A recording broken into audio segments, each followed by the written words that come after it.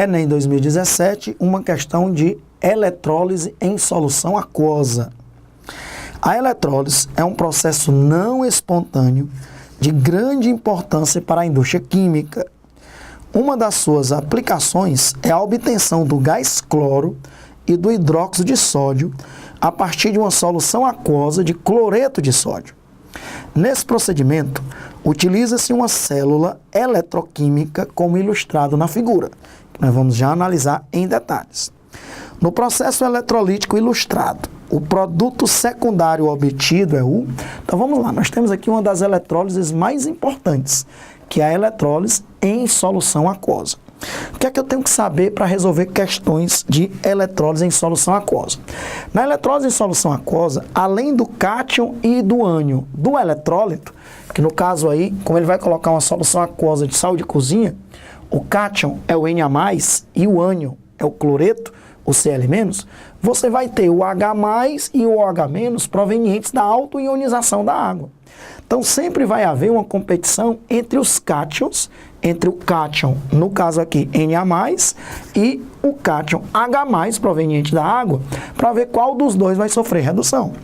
A mesma coisa em relação aos ânions. Vai haver uma competição entre o ânion cloreto, proveniente do eletrólito, que é o sal, e o ânion OH-, proveniente da autoionização da água, para ver quem sofre oxidação. Na eletrólise, sempre os cátions vão sofrer redução e sempre os ânions vão sofrer oxidação. Então, obrigatoriamente, o aluno, para acertar uma questão de eletrólise em solução aquosa, ele tem que saber a regrinha de prioridade de redução dos cátions e de prioridade de oxidação dos ânions que eu preparei aqui para você. Os cátions sempre vão sofrer redução. Sempre vai ter H+, proveniente da autoionização da água. Eu tenho que saber quais são os cátions que ganham do H+, que sofrem redução preferencialmente em relação ao H+, e quais são os cátions que perdem para o H+. A regra é bem fácil. Como regra geral, qualquer cátion ganha do H+. Ou seja, qualquer cátion sofre redução preferencialmente em relação ao H+. Quais são os únicos cátions que perdem para o H+? São os metais alcalinos, família 1, antiga família 1A, e alcalinos terrosos, antiga família 2A. Os metais alcalinos, lítio, sódio, potássio, rubídio, césio, frâncio, e os metais alcalino-terrosos, berílio, magnésio, cálcio, estrôncio, bário e rádio. Esses cátions, eles perdem para o H+. Se eles estiverem em solução aquosa, quem vai sofrer redução é o H+, e não eles. Em relação aos ânions, não esquecer que os ânions querem sofrer oxidação. Então, sempre vai haver a presença do OH- em solução, proveniente da autoionização da água. A água se autoioniza, produzindo íons H+, e íons OH-. Qual é a regra? Antes de se preocupar com as exceções. Os ânions não oxigenados ganham da hidroxila. Então, ânions que não têm oxigênio, como cloreto, brometo, iodeto, cianeto, sulfeto, eles ganham da hidroxila, não tem oxigênio. E os ânions oxigenados perdem da hidroxila, como carbonato, sulfato, o nitrato, o nitrito. Teve oxigênio, perde para a hidroxila. Não teve oxigênio, ganha da hidroxila. Nós temos exceções. Nós temos um ânion não oxigenado que, ao invés de ganhar, ele perde. É o fluoreto. Veja, ele não tem oxigênio. Pela regra geral, ele ganharia, mas ele perde. É uma exceção, por isso que eu anotei com o pincel vermelho. Existem dois ânions oxigenados que, ao invés de perder, eles ganham da hidroxila. É o hidrogenosulfato, que é o HSO4-, e o acetato, que é o H3C, C-O-O-, que é o acetato.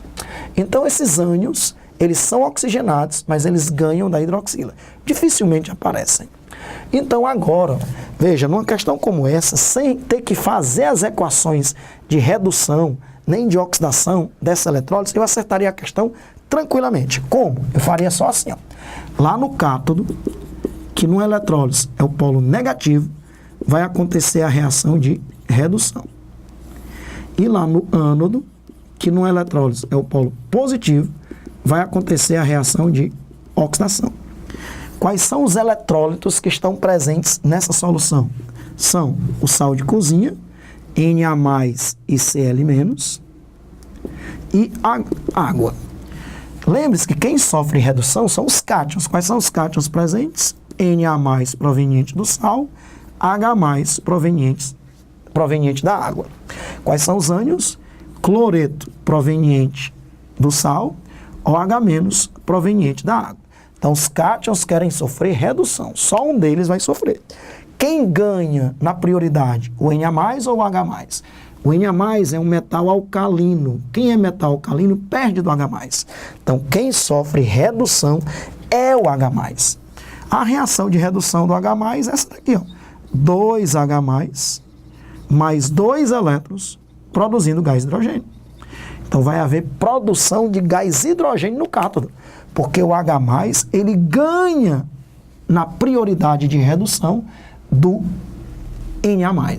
O Na+ é da família 1A, ele perde para o H+, ok? Do mesmo jeito, você vai fazer em relação aos ânions. Quem é que ganha? Cloreto ou hidroxila? Cloreto é oxigenado ou não oxigenado? Não oxigenado. Se o cloreto é não oxigenado, ele ganha da hidroxila e ele não é a exceção, que é a exceção de não oxigenado, que perde para a hidroxila é o fluoreto. Então, o cloreto ganha da hidroxila. Ele vai sofrer oxidação. Essa é a semi-reação de redução do H+. Vamos fazer a semi-reação de oxidação do cloreto. Veja que na redução os elétrons estão do lado dos reagentes. Na oxidação eles estão do lado dos produtos. 2Cl- se transforma em gás cloro, liberando 2 elétrons. Está aí a semi-reação de oxidação do cloreto. Então, essa eletrólise ela vai produzir, ó, gás hidrogênio na redução, que é no cátodo, e gás cloro na oxidação, que é no ânodo. Vindo aqui para a figura, ele coloca o sal de cozinha, diz aqui que é o ânodo, que é o polo positivo, diz aqui que é o cátodo é de grafite, é um eletrodo inerte, que é o polo negativo, e aqui tem um dreno para tirar a solução alcalina. Por quê? Porque, na verdade, essa eletrólise vai produzir 3 substâncias. Ela vai produzir gás hidrogênio no cátodo, ela vai produzir gás cloro no ânodo, e o que sobra em solução? O H+ está se reduzindo, o cloreto está se oxidando. O que é que sobra na solução? NaOH. Então, essa eletrólise ela é maravilhosa porque ela produz 3 substâncias de alto valor comercial.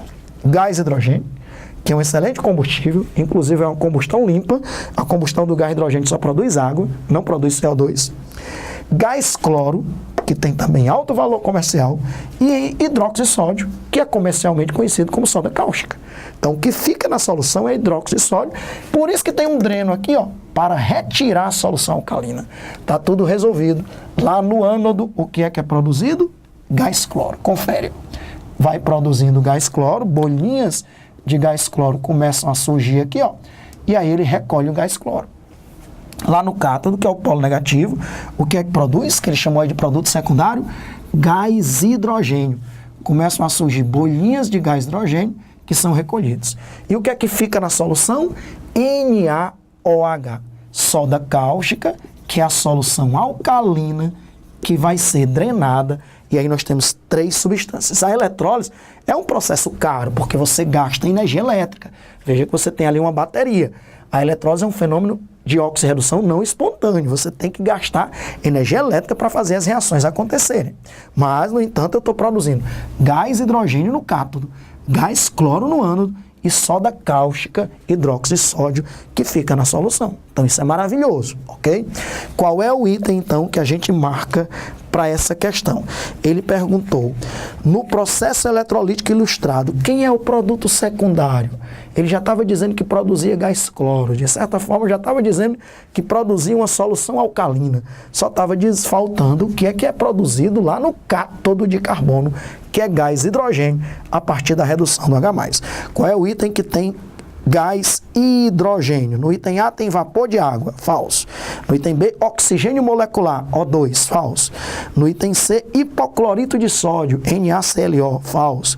Item D, hidrogênio molecular. Hidrogênio molecular é o gás hidrogênio. Nesta minha prova de referência é o item D. Item E, cloreto de hidrogênio, que é o HCl, falso. Então tá aí como você resolveu uma questão de eletrólise em solução aquosa. Tem que saber a prioridade de redução dos cátions e a prioridade de oxidação dos ânions. Coloca os cátions, que vão se reduzir no cátodo, coloca os ânions, que vão se oxidar no ânodo, e aí você usa a prioridade. o H+ ganhou do Na+, então vai produzir gás hidrogênio. O cloreto ganhou da hidroxila, então vai produzir gás cloro. O que ficou na solução, NaOH, é o terceiro produto a ser formado. Se você estivesse fazendo uma prova específica agora, você ia escrever as semi-reações. Uma dica aqui, um aprofundamentozinho, a questão já está resolvida, já está marcada, mas a gente sempre aproveita as questões para aprofundar. Se você estivesse fazendo uma prova específica, você evitaria colocar na prova específica essa reação de redução do H+. Por quê? Porque o sal de cozinha é um sal que vem de um ácido forte, HCl, e de uma base forte, NaOH. Então esse sal, ele é um sal que a gente chama que ele deixa a solução neutra. Ele nem vai deixar a solução ácida nem básica, porque ele vem de um ácido forte e de uma base forte. Então ele deixa a solução neutra. Como a solução é neutra, tanto a concentração de H+, como também a de OH- é muito pequena. Porque é verdade que a água se ioniza produzindo H+ e OH-, mas ela se ioniza pouco. Então se a solução fosse ácida, aí sim eu poderia colocar o H+ se reduzindo. Mas como ela é neutra, eu evitaria. O que era que eu faria?